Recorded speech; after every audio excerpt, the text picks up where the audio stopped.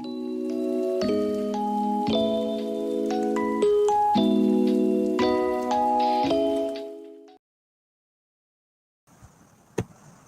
everyone, welcome to my channel, QRPB. It's raining outside today, so we've got a bit of a storm happening.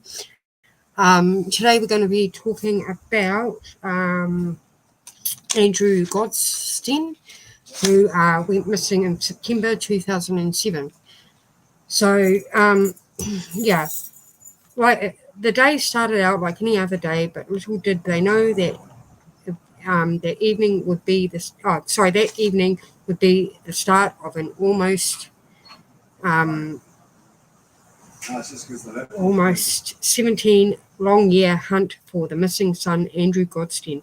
A 14-year-old student was gifted and talented, having won multiple mathematic competitions and earning himself a place in the UB's National Association for Gifted and Talented Youth, a government scheme for the country's top 5% of students. Around the time of the disappearance, Andrew and his 17-year-old sister Charlotte had settled back into their routines after recently going back to school. Once the summer break had come to an end, Andrew would spend his spare time playing video games or playing snooker, and although he had a small group of friends, he was satisfied with his own company and spent a lot of that time alone at home. That evening, when Kevin and Janice returned to their home and they thought nothing of it. Andrew did not come in to say hello, assuming he would come and see them when dinner was ready. At 6 p.m, dinner was prepared and Kevin Gosden was nowhere to be seen. Kevin and Charlotte sat down to eat along with their close family friend, Alan Murray. When Andrew did not appear, Kevin went to fetch him. Andrew's usual routine upon returning home from school would consist of putting his blazer and tie on the chair in his bedroom and putting his trousers and would share in the washing machine. This evening appeared to be no different. With Andrew's blazer and tie hanging on his bedroom chair, only he was nowhere to be seen. Andrew did not have a mobile phone, so would normally leave a note, letting his parents know where he was going, but there was no note. That evening, as strange as this was, his parents, they were not too concerned, as Andrew had friends who lived close by and assumed he'd gone to visit one of them. So I'm just going to play some videos about this. Thanks for coming, everyone. Much appreciated. Please hit that share, like, and subscribe, by the way, while you're at it.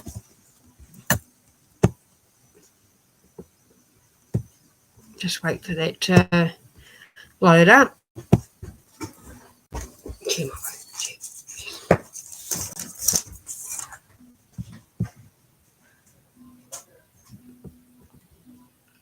So I think I saved some in the my channel. So we'll just go there. My channel. Yep. Playlist. I think it was watch later. Was on the playlist. Where are we? Where's the tea bags? Shh. I put them on the desk. Campbell's desk. Sorry guys, just my flatmate's asking me where the tea bags are. Okay, so I thought I'd saved it in here, but it's not coming up. Okay, so we'll just go here. Andrew God. Oh, here we go.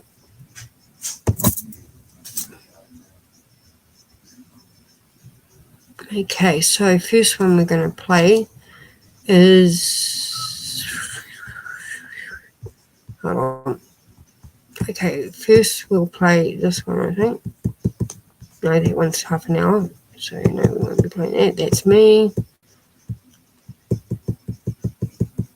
Okay, we'll play this one. Andrew Gosden, Everything You Need to Know. So we'll play that first. That one first. It's probably going to be another quick live, so sorry guys.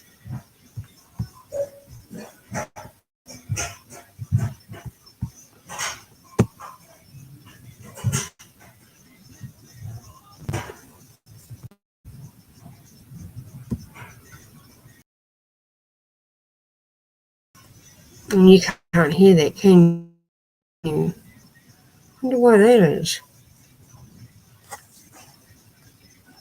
And you can't hear that, can you?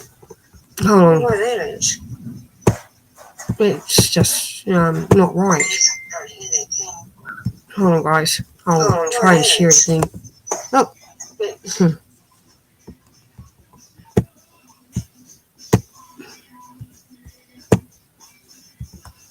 Yeah. Okay, so we'll try that again, guys. Still no thing. Hold on. Oh, that's why. There we go. For his age, he was also known Start as it a again. metal weapon. Play. Andrew Gosden, born in Doncaster, South Yorkshire, on the 10th of July 1993, was the centre of his parents' universe. Andrew was an academically gifted boy with a perfect attendance record and participated in his school's Gifted and Talented program. His parents characterized him as a timid but very mature child for his age. He was also known as a heavy metal and video game enthusiast. On the 14th of September 2007, Andrew, age 14, woke up for school, and his mother would later state that he was unusually irritable and had difficulty waking up that morning. Andrew got ready and departed for school at 8:05 a.m. and walked to his customary bus stop, where a family acquaintance spotted him. However, Andrew waited on a park bench instead of taking his usual school transportation. Many believe that he waited until his parents had left for work before he returned to the house. The neighbor's surveillance footage captured him returning home at 8:30 a.m. He removed his school uniform and donned a Slipknot t-shirt, dark trousers and backpack. In addition, he took his wallet, house keys, and PlayStation Portable with him. Andrew left his home for the second time that morning at 8:30 a.m. and walked to Doncaster train station, stopping at an ATM to withdraw £200 before purchasing a one-way ticket to London. Andrew was adamant that he only required a one-way ticket, even though a return was only 50 pence more when being offered the discount when buying the ticket. At 9:35 a.m., according to witnesses, the teenager boarded the train to King's Cross Station on his own. Andrew's school had noticed his absence from his morning courses and had tried to reach his parents by this time. Unfortunately, they dialed and left a voicemail on another parent's phone. Andrew's train arrived at King's Cross at 11:20 a.m. and at 11:25 a.m., CCTV captured the last confirmed sighting of Andrew while he was leaving the station. He has not been seen since that day. Andrew's family was not startled when he did not join them for dinner that night, because they believed he was playing video games or listening to music in his room. However, they contacted Andrew's friends' parents once they realized he wasn't at home, believing he was out with them. Andrew did not have a cell phone at the time because, according to his parents, he frequently lost the ones they bought him. After finding out that he had not been with friends, the Gosden family contacted the authorities. Family, acquaintances, and volunteers frantically searched the neighborhood, but to no avail. Within hours of the police being notified, a missing person poster was created and distributed. Several days later, a woman confirmed that she was the one who had sold him the London train ticket. She remembered him because she found it strange that the teenager did not want to pay a small amount more for a return ticket. However, Andrew's father, Kevin Gosden, did not find this out of character, as Andrew knew many people in London with whom he could have stayed. The police searched the areas of Chislehurst and Sidcup where relatives of the Gosden family lived, but found nothing. The police initially believed that Andrew travelled to London to meet a friend he met online. Nevertheless, there is insufficient evidence to support this theory. Kevin Gosden said that his son did not have a personal computer or an email address. The police examined Andrew's PSP usage remotely through Sony to determine if it had been used to access social media, but nothing was discovered. Police struggled to determine Andrew's motive for his journey. Family and friends stated that he would not have skipped school to go sightseeing, especially considering his immaculate school attendance record. One of the most plausible explanations for Andrew's excursion is that he attended a concert in London. Gosden was an ardent fan of heavy metal music. The night he vanished, the rock band 30 Seconds to Mars performed at the Brixton Academy, and metal band Sixth performed at the Carling Academy, within walking distance of King's Cross Station. Kevin Gosden told the Doncaster Press in 2019 that he believes his son went to London to do something for which he thought it would be simpler to seek forgiveness than permission. Regrettably, the police deemed it unnecessary to examine the CCTV recordings at King's Cross, despite numerous witnesses placing Andrew on the train.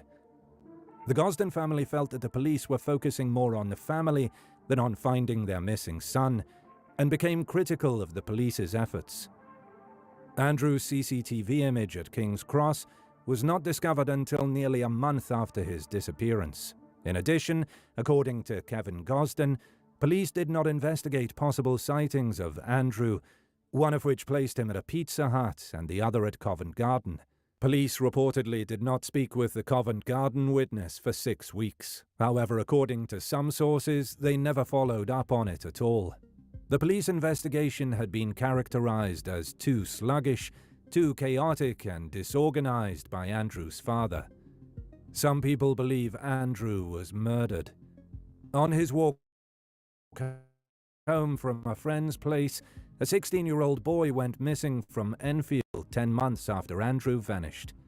Are these two cases related? Some believe they encountered the same individual and met a violent end, although there is no evidence of this.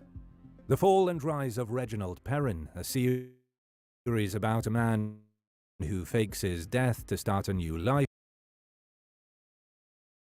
was one of Andrew's favorite television programs. Many people speculate that this is what Andrew was doing when he disappeared, but as we see in this Reddit post, this theory doesn't make sense. If Andrew wasn't planning on returning home that day, then he would have taken his birthday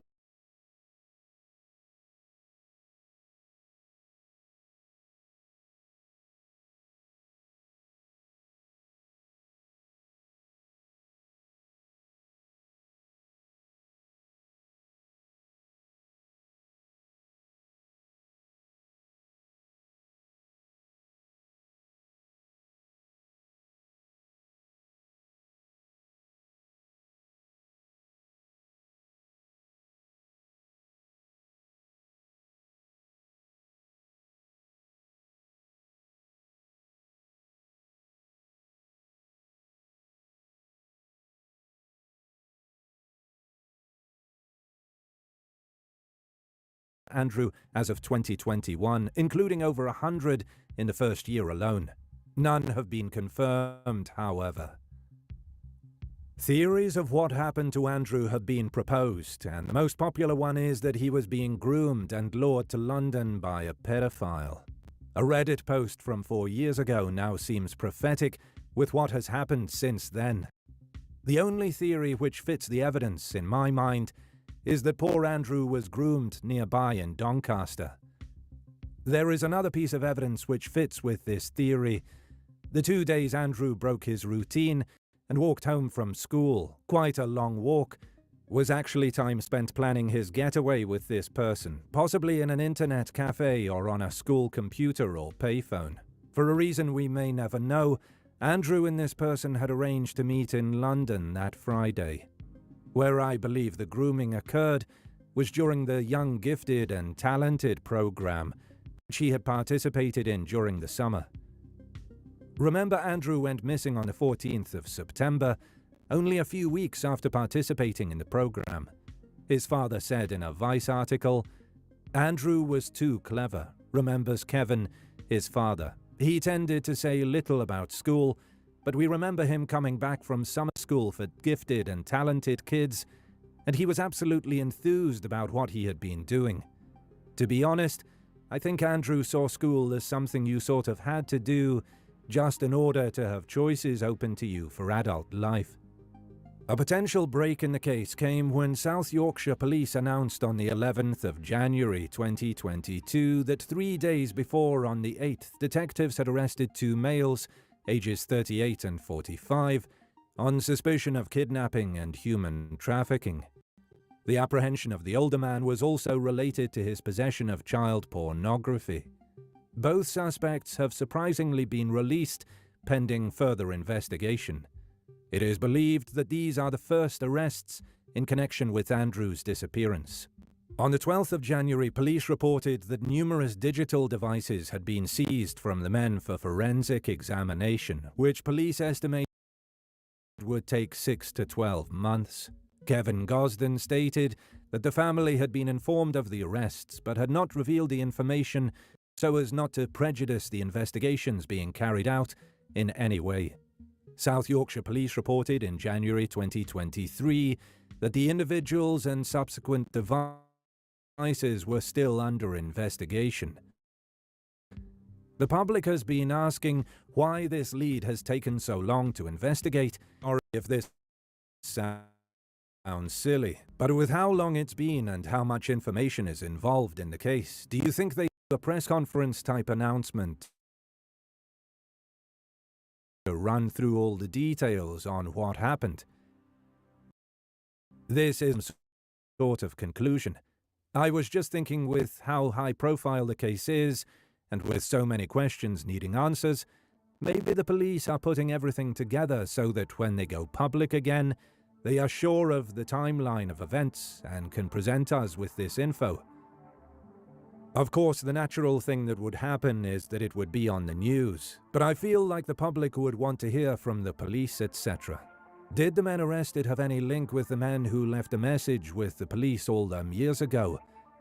Did the men know Gosden, or was it chance? So many more questions I'm sure you can all think of. How widespread is child trafficking, and is it a relevant theory in this case? The United Kingdom is the most prominent country of origin for trafficked children, a total of 2,874 reported cases, followed by Vietnam, Sudan, Albania, Romania, and Eritrea. Children from Afghanistan, Iraq, Nigeria, and Iran also made up significant numbers of those identified. This number, considered conservative, was released by the UK Home Office in 2020. No doubt these numbers have increased in the last 3 years. Was Andrew Gosden kidnapped and trafficked? Will the arrest of the two men finally end the suffering of Andrew's family, or will Andrew be found alive? Please give us your opinion in the comments section below. We would love to hear your take on this mysterious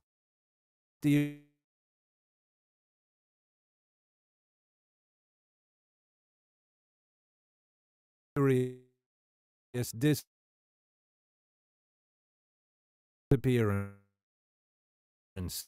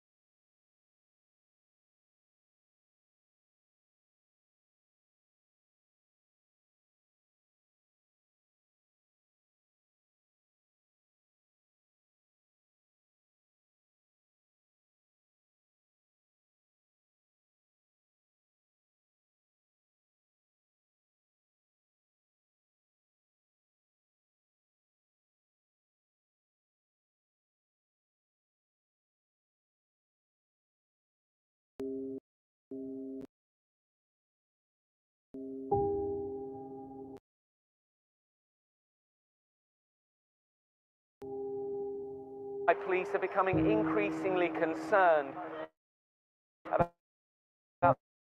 the case of Andrew Gosden. Is an intelligent 14-year-old and he disappeared weeks ago.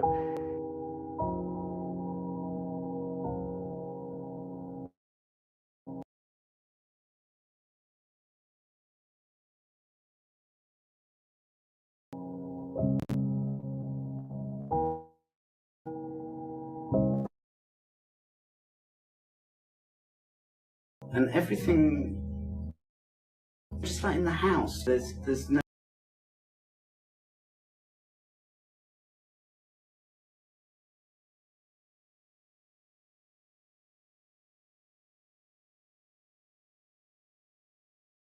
longer some.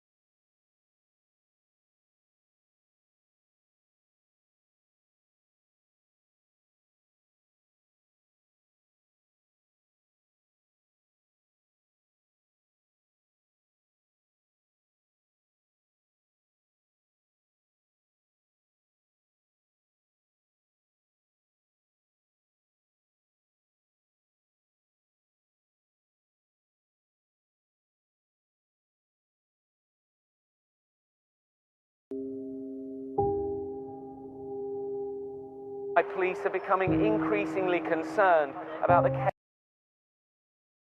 case of Andrew Gosden.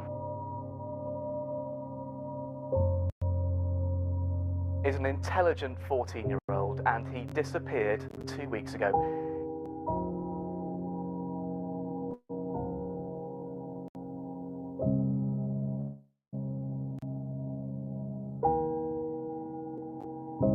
Suddenly, there's a big empty space, and everything, just like in the house, there's no longer somebody else listening to music or watching the TV or generally just moving about, using the bathroom, whatever. But there is suddenly a really huge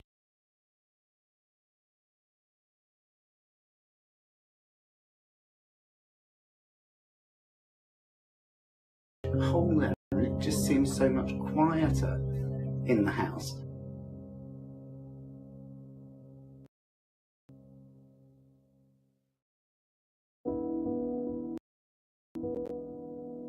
Andrew Gosden was born the 10th of July 1993 and lived in Doncaster, England. He is the son of Kevin and Glenys Gosden and has a sister, Charlotte. He attended the Corley Catholic High School, where he was enrolled onto the government's Young, Gifted and Talented programme for high-achieving students. He had a 100% attendance record and was particularly gifted in maths. Outside of school, Andrew was interested in video games, rock and metal music, snooker and church activities, to name a few. He enjoyed helping around the house with chores such as painting and decorating, something every teenager would volunteer themselves for. The Gosdens have family and friends in London. Andrew enjoyed visiting the capital and had interest in going to its museums and exhibitions. He knew how to navigate the city with its complex transport networks. The morning of Friday the 14th of September 2007 seemed like any normal school day for 14-year-old Andrew. He woke up a little later than usual, but still, nonetheless, got dressed for school and said goodbye to his parents. As far as they were concerned, he had taken his bus to school as usual and was safe and well. Later that evening, Kevin, Glennis and Charlotte returned home. As the family sat down, Andrew didn't appear when called for dinner, the Gosdens initially thinking Andrew was just with a friend and had lost track of time. This still was slightly unusual, as Andrew would always let someone know where he was going. After making some phone calls, the family found out that he had missed school, ruining his attendance record. This caused them to immediately raise the alarm and call police. He never missed school. They also noticed he had put his school blazer and tie back in his room, and the rest of his uniform in the wash.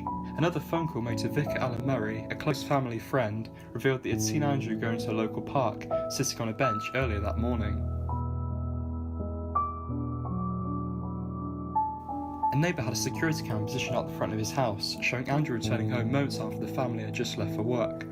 It then captured Andrew leaving the house again, but this time instead wearing his black slipknot t-shirt and jeans.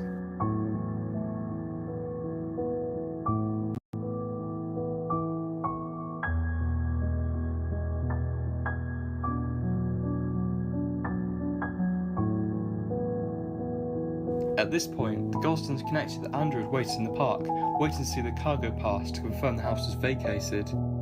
The family also later discovered that Andrew had taken £200 out of his bank account at an ATM at some point after this. As minutes turned to hours, Kevin and Glennis started thinking about the possibility that Andrew might have ventured outside of Doncaster. Their first guess was London, considering how much he enjoyed it. The Monday after Andrew had gone missing, it was confirmed that Andrew had indeed walked to Doncaster railway station for a train to London's King's Cross. A ticket seller at the Doncaster station remembered serving Andrew since he seemed too young to be travelling by himself. A passenger confirmed that he had sat opposite Andrew during the journey.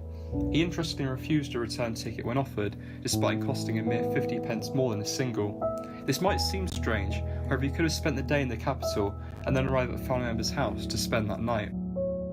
Charlotte's laptop, school computers and library computers were all forensically examined by police, with nothing kind of suspicious, as well as phone records being checked.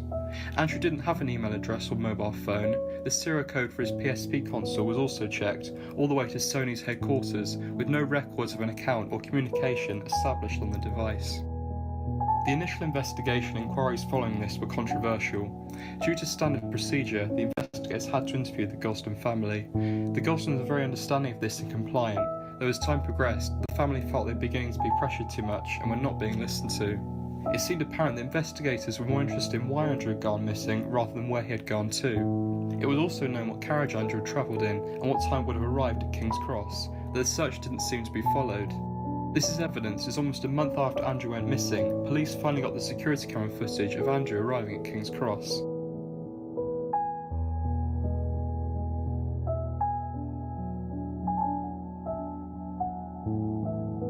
Sadly, this frames the final image captured of Andrew. He didn't appear to take a coat or sweatshirt with him in case it was cold. It is confirmed that he had taken his PSP console without the charger, wallet and keys in his bag, as no other possessions were able to be identified as missing. The footage sadly does not show the mode of transportation Andrew decided to take after leaving King's Cross. Footage from the buses and adjacent tube station wasn't even requested. Considering buses were free for children at the time, this remains a high possibility as a mode of transport that could have been used after Andrew left King's Cross. Many security cameras were wiped after 2 weeks and some a month, so sadly most was deleted before being examined. Following this, Kevin felt the investigators were trying to scapegoat and blame him for his son's disappearance, an attempt to cover the flaws of the investigation. At this point, the pressure of his son going missing and the forced investigation were not helping. Kevin decided that it would be better if he was out of the way. This led Kevin to attempt to end his own life. By pure coincidence, Alan, the same vicar who had seen Andrew in the park on the day he went missing, was going to drop some food off at the Gosden household. He heard the crash as Kevin hung himself from the upstairs balustrade and ran back to get the spare key. Kevin was pulled down and taken to the local hospital, where he regained consciousness several hours later.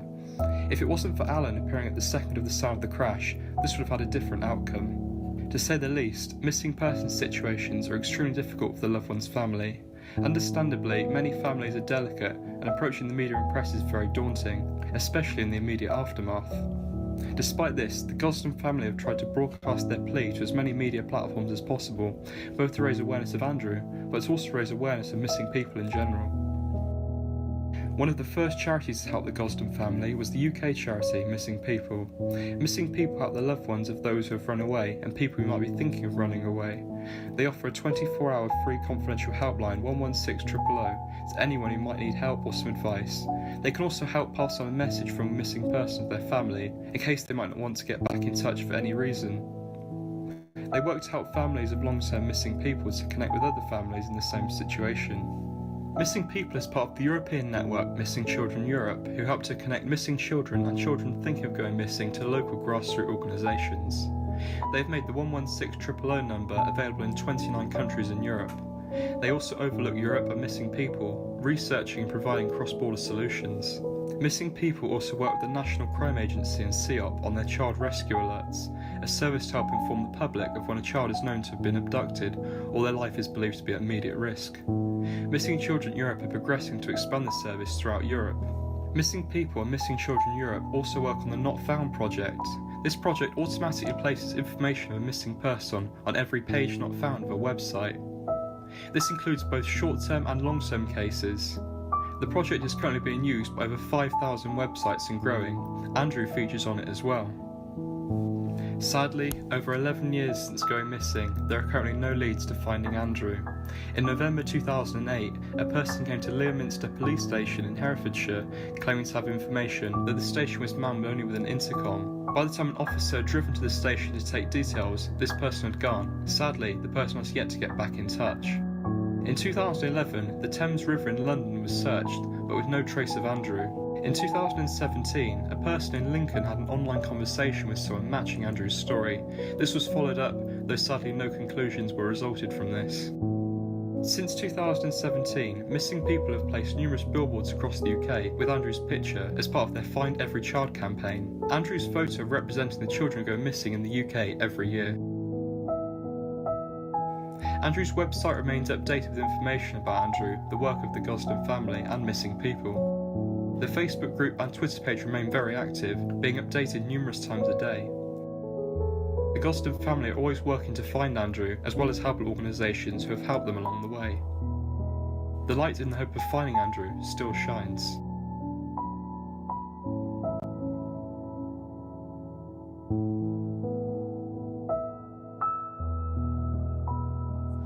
But we're desperate for him to get in touch, and there's nothing that we can't put right, Andrew. If you're worried about anything, please let us know where you are and we can talk about anything.